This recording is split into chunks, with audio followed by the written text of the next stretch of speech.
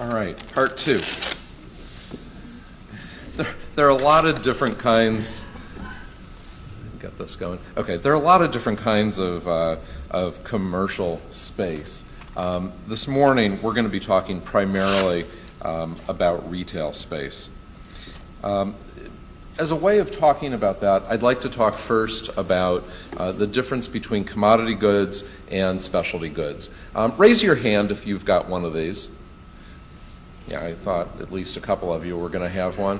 And these things are really commodities. It doesn't matter where you purchase them. It's really a function of how fast do I need it. You know, I'm on vacation, I dropped it in a puddle, I need one right now. Or, you know, I'm going to upgrade, and I'm more than happy to take a week to get it if I can get a good price. So commodities are all about a function of price and convenience. By contrast, specialty goods are about how you want to spend your discretionary income during your discretionary time. So there's going to be a sense of place is going to be important, and an emotional connection is going to be an important part of that also. Now, before you laugh at the emotional connection part, think about deciding you want to go out for a nice dinner. It's about the experience. Or think about buying a new handbag, for example. You want something that's just right. So there really is a connection there. I also want to talk a little bit about active and inactive uses. Active uses are uses where the pedestrian interacts with the built environment. So it doesn't necessarily just need to be a retail use that has a well-merchandised storefront. You know, I mean, HIPAA considerations aside, it could be somebody getting a cavity filled in a storefront window. Inactive uses, by contrast, are where pedestrians don't interact with the built environment. And so these are storefronts that are closed off. Now, I'm picking on a local merchant here. This is probably done because of the sun, but it's a missed opportunity to have the outside world and the inside world interacting with each other. It also happens when you have holes in the built environment. So a solid wall or a loading dock or some other such thing where the pedestrian is just trying to get by it. And those kinds of things are not good for shopping environments. So let's talk about some good news here and what the commercial opportunities are. You've got a great historic downtown area in Morgan City. You've got a great established street grid, and you have good focal points in the form of Franklin Park and, Lawrence Park and Front Street. You have commercial properties in those areas that are underutilized, but they are well located. So they have good bones for being activated. The specialty retail offering here is weak, but it presents an opportunity. On the plus side, your specialty offering isn't bifurcated between different communities. You don't have Morgan City and Berwick competing against each other. There's an opportunity to really focus activities in different places, and we're going to talk about that in just a second. And then finally, you want to find a focal point for a critical mass of tenants. And we're going to recommend the historic core in Morgan City for retail commercial. I want to just take an aside to talk about big boxes. You know, there's been a lot of talk about, oh, you know, we almost had Lowe's, or, you know, we want this, that, or the other thing. I spent many years in this world, and these tenants are extremely good about organizing themselves to meet available demand. This should not be the focus.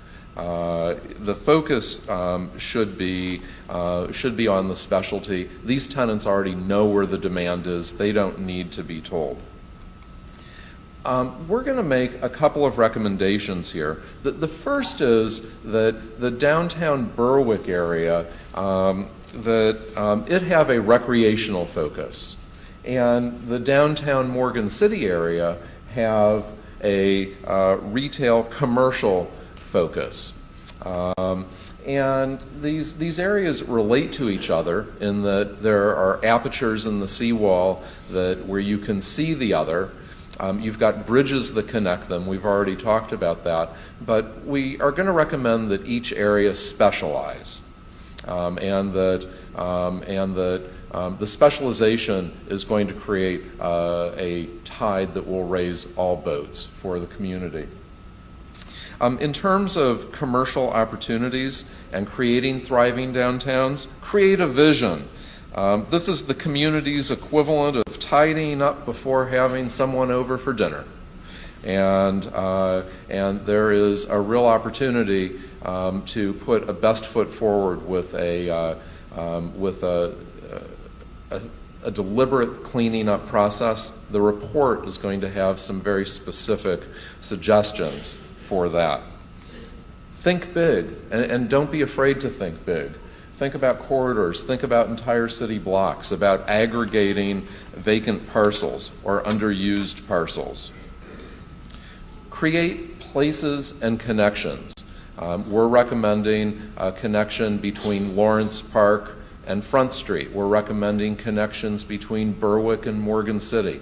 Think in terms of connections on pedestrian levels, on vehicular levels.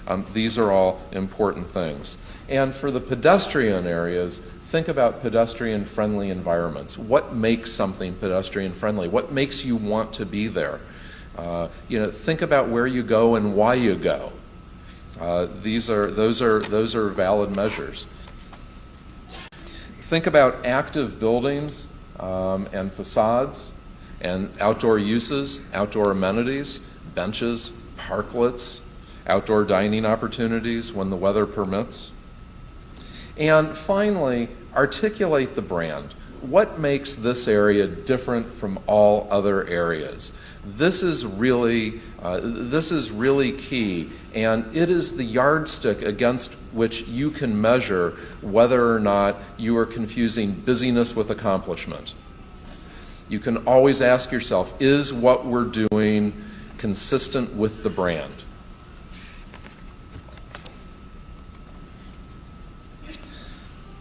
Finally, do things that support the brand. So having a sign code, having transparency requirements for storefront, and good signage and wayfinding. You need to manage for change to create thriving downtowns. Finish the zoning update. Create new business tools like the one that Brad showed you a few slides ago. And finally, every project needs a champion. And the champion does not necessarily mean a political champion, because these projects are going to span the course of more than one election cycle. I think that St. Mary Excel might have some work cut out for it going forward, maybe even starting this afternoon or Monday. Finally, stand firm and know when to say no. Don't let a long-term vision get hijacked by a short-term gain. Insist that money that was made here reinvests here and not elsewhere. And finally, be lucky. But let me be very clear about what I mean by luck. The definition of luck is when opportunity meets preparation. So, I'm going to turn it over to Natasha to talk about housing.